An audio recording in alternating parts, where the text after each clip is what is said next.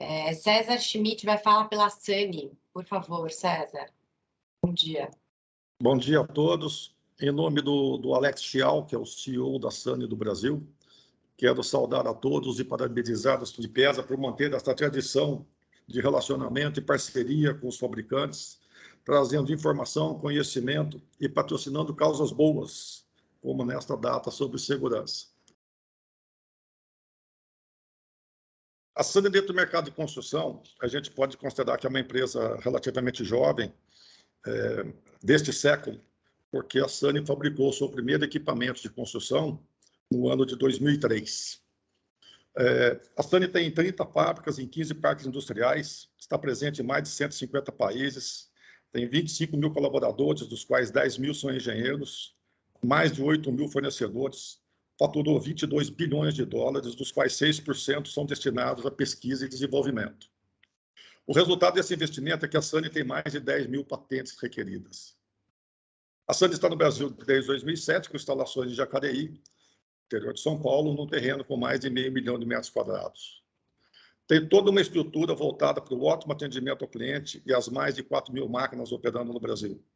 Tem para entrega imediata mais de 16 mil itens de peça de reposição, conta com engenharia local, com técnicos capacitados para assistência técnica em todo o país, e a SANY comercializa os seus produtos já nacionalizados, o que é uma grande facilidade para o cliente, que pode contar, em geral, com as máquinas pronta entrega, aqui no Brasil, e não precisa se envolver nas operações, às vezes, complicadas de importação.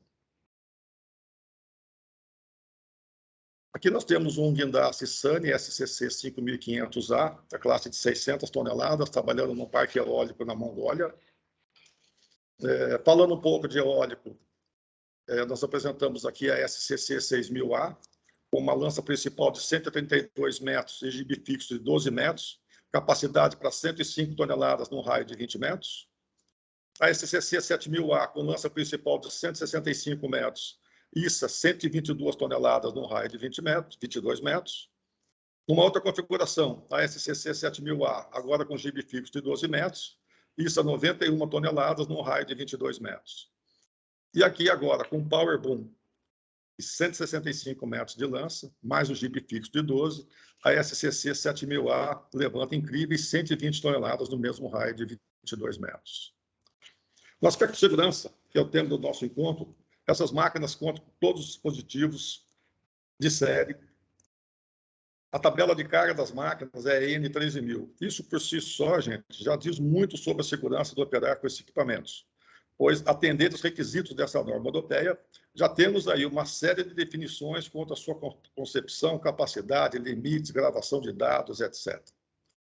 Outros elementos de segurança, ainda também atendendo à norma, são o limitador de momento de carga, através do monitor colorido, o comprimento do cabo ainda enrolado nos tambores dos guinchos, os batentes de fim de curso máximo da lança e do derrick, limitador máximo de ângulo da lança, o inclinômetro, anemômetro, entre outros. Podemos destacar ainda que as máquinas contam com um sistema de autodiagnóstico de falhas, com telemetria, ou seja, essa informação pode ser vista de forma remota, a fim de agilizar o atendimento da assistência técnica para redução de eventual tempo de parada, se isso for o caso.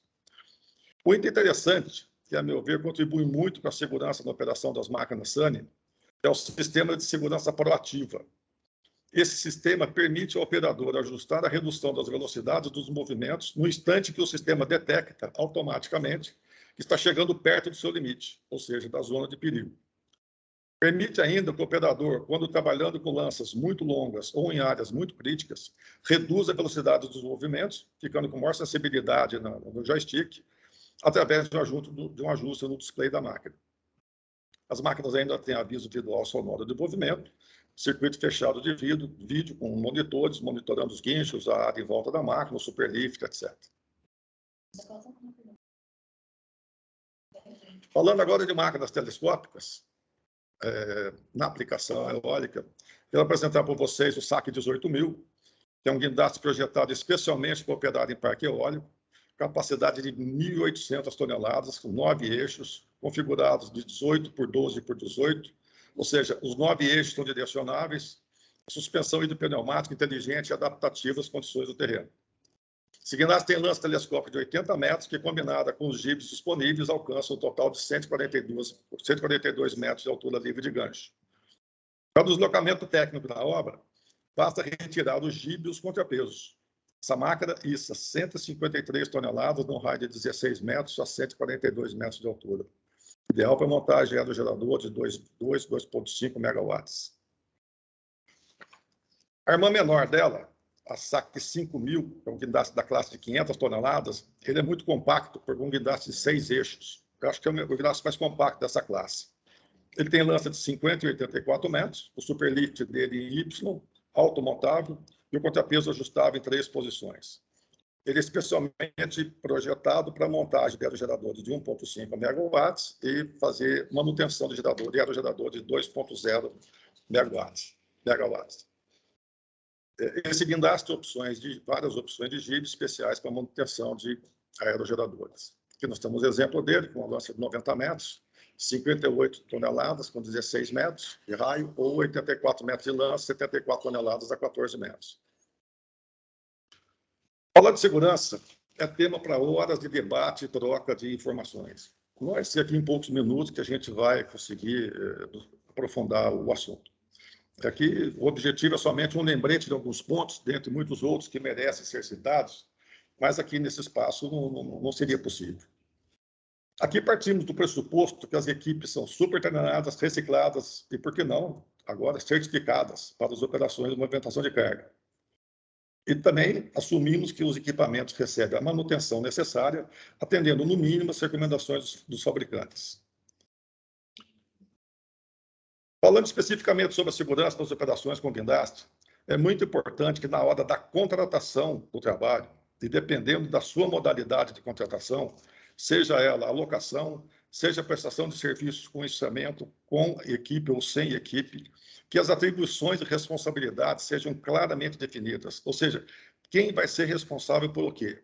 Quem é responsável pelo estudo do terreno? Quem é responsável pelo plano de rigging? Pela amarração, pelos acessórios, pelos equipamentos auxiliares, pela segurança do trabalho, tais como os avisos, isolamento de área, primeiros socorros e outros. Isso parece óbvio, gente, mas que no dia a dia, principalmente nas operações retineiras, são esquecidos ou negligenciados. Um sistema seguro de trabalho pressupõe um conjunto de técnicas, processos e procedimentos muito bem definidos de como o trabalho será executado. Nesses estudos, devem ser feitas avaliações de risco daqueles que podem ser evitados e os riscos de como será feito e como será feito e quando será feito, dos riscos que não podem ser eliminados. Nós podemos classificar as operações de içamento em 2 grandes grupos: os içamentos de rotina, como, por exemplo, nós já vimos na apresentação passada aí, de pré-moldados, container, pellets, etc., peças com centro de gravidade conhecido, onde essas práticas rotineiras de amarração e movimentação podem ser aplicadas. Ou o içamento complexo, onde os riscos potenciais, seja pela geometria da peça, a utilização de um ou mais guindastes, ou ainda riscos climáticos, ou não possíveis de serem eliminados. Nessa tabela aqui, nós podemos avaliar que, se algum desses quesitos for respondido como sim, haverá necessidade de se fazer um estudo de rigging, tornando, então, o içamento como içamento complexo. Haverá mais de um guindaste conectado simultaneamente no mesmo objeto a ser içado? Será utilizado um guindaste de lança treliçada com capacidade maior de 100 toneladas ou telescópico de 200 toneladas? O guindaste hidráulico com lampingide, a carga é maior que 20 toneladas ou raio maior que 50 metros? O içamento será realizado numa planta em operação, estação de trabalho ou sobre edifícios? O centro da gravidade é excêntrico e não equilibrado através dos pontos de içamento? O içamento envolve a movimentação de pessoas com guindastes ou por meios alternativos dentro do raio de operação do guindaste? Existe alguma dúvida quanto ao método da execução do trabalho? Se algum desses itens for respondido como sim, obrigatoriamente nós vamos ter que fazer um plano de rigging para essa peça.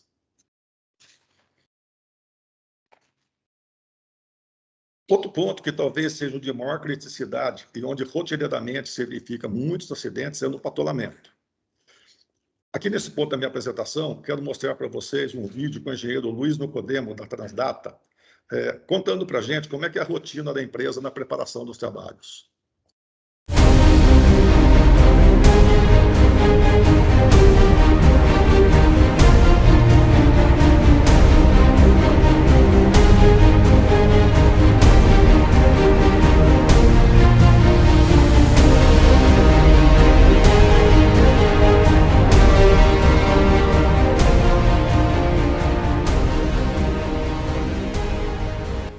Os principais parâmetros envolvidos, né, na garantia, na segurança dos patolamentos que a Transdata utiliza são a questão dos operadores, né, treinamento constante com os operadores da Transdata, específico para o tema de patolamento de guindastes.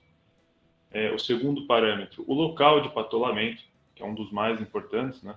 Nós coletamos todas as informações necessárias para a atividade de guindaste no local, como capacidade portante do solo, compactação de solo, a área de patolamento e possíveis interferências que existem no local. Com essas informações, a nossa engenharia ela realiza todas as análises, né, da atividade específica do guindaste nessa área, para ver se realmente o local é apropriado e suporta aquela atividade a ser realizada antes que ela aconteça. E o terceiro e último parâmetro também utilizado na segurança dos patolamentos é o próprio equipamento, que são as manutenções preventivas, as manutenções programadas, além do checklist diário de atividade que a Transdata tem como padrão. Então, antes de qualquer atividade de montagem de guindaste, desmontagem de guindaste, até mesmo a operação, os checklists diários são preenchidos pelos operadores das máquinas e pelo supervisor da atividade, a fim de garantir a segurança do patolamento, entre outras atividades do guindaste. A Transdata não realiza nenhuma atividade que esteja fora da recomendação do fabricante conforme o manual da máquina, tá? Então, todos os movimentos, né, ações que devem ser tomadas para realizar o patolamento do guindaste, eles são feitos com base, tá, no manual do fabricante.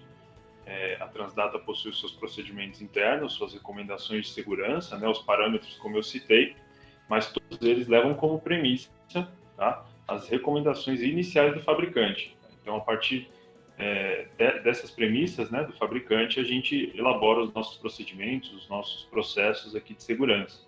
Tá? Então, com certeza, todas as recomendações e todas as ações necessárias de cada guindaste específico, né, elas respeitam as premissas do fabricante.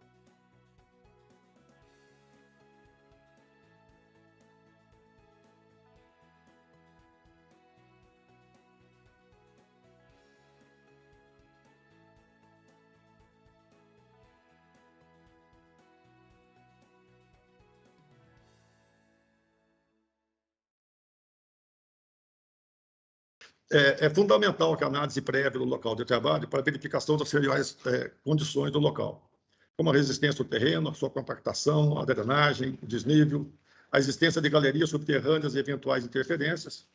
E é sempre recomendável, quando não obrigatório, em funções das condições do terreno, o uso de METs sobre as patolas para uma melhor distribuição de carga do solo.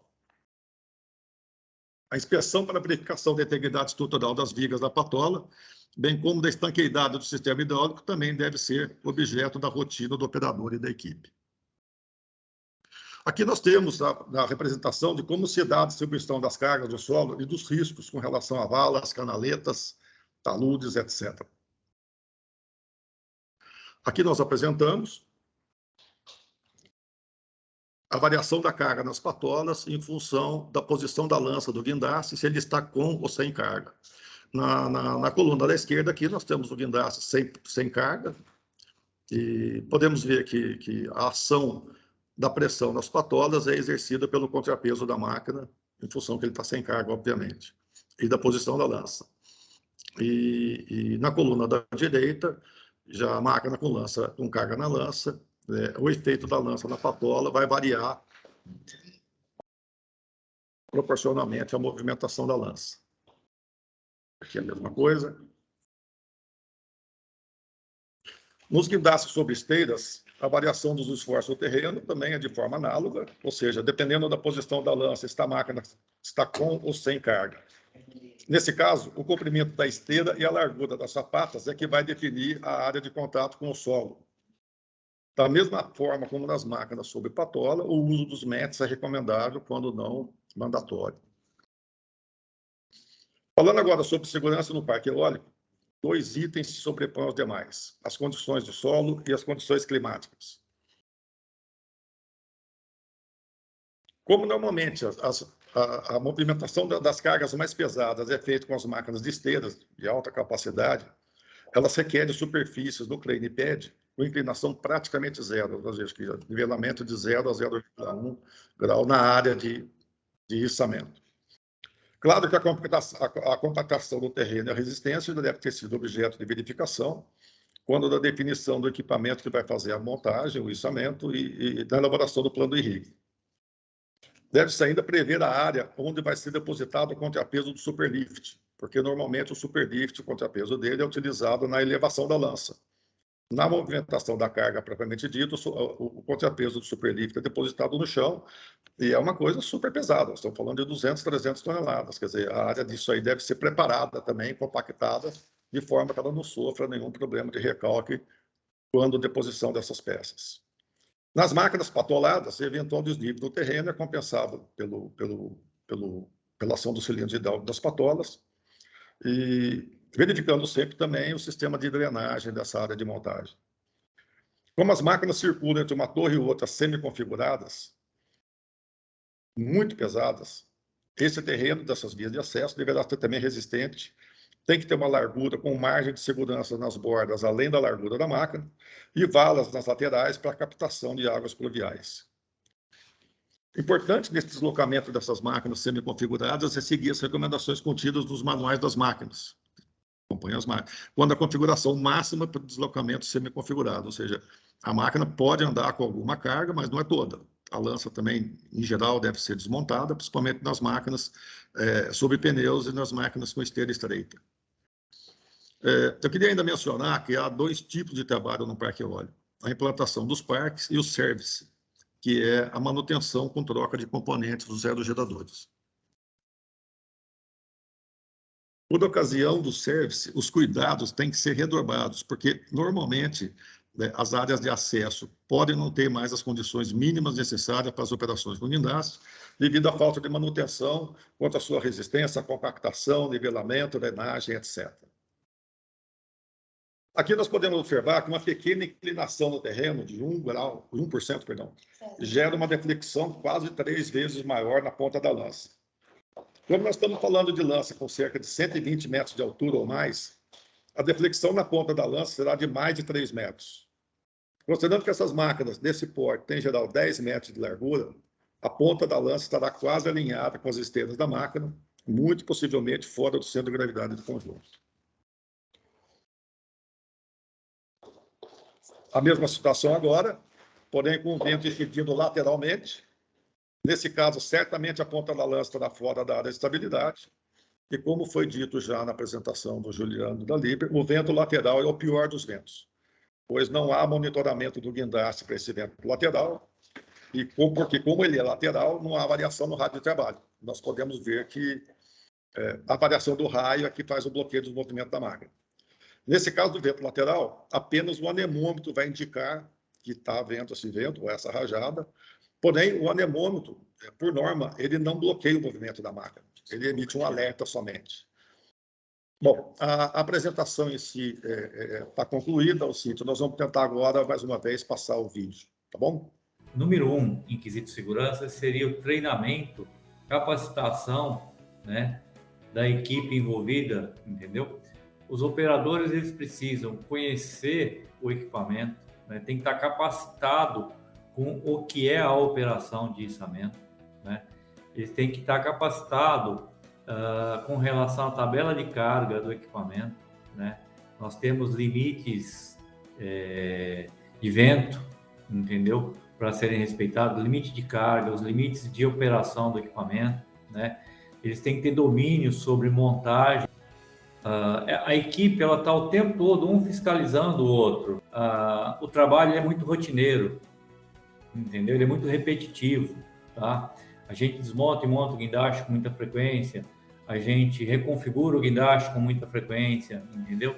Então, esse trabalho rotineiro, a gente tende a, às vezes, cometer algum deslize, né? Entendeu? O excesso de confiança. Então, a equipe toda, a gente capacita a equipe toda para que um entenda sempre o que o outro colaborador está fazendo. Toda a equipe, ela tem um sincronismo da segurança da operação, entendeu? Né? Para que a gente tenha sucesso, né? Então, esse treinamento, a capacitação, eu diria que ela é a principal o fator de segurança para a gente ter sucesso, entendeu? Né? Um outro ponto que é muito importante, ter total domínio sobre a operação, é fazer a operação bem planejada, né? Que isso também remete à segurança, né? O dimensionamento, conhecer as peças, conhecer a área, né? O limite de vento que a máquina vai estar suportando, que ela vai trabalhar. Então, conhecer a tabela de carga, e isso tudo a gente coloca onde? Nós colocamos isso no nosso planejamento, né? No plano de rigger, no plano de içamento, entendeu? Né?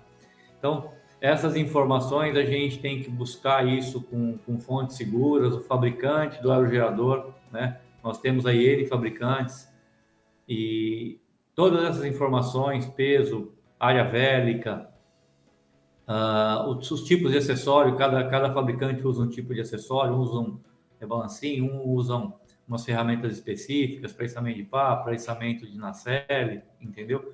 E tudo isso a gente tem que ter domínio, né?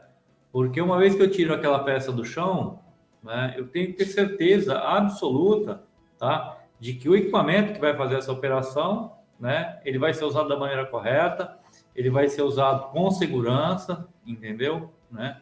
Então, esse planejamento, ele também remete, né, ao sucesso da operação, ele nos traz segurança, entendeu? Né? E um terceiro ponto que ele é tão importante quanto os outros, né? Eu diria assim, os envolvidos indiretamente na operação, né?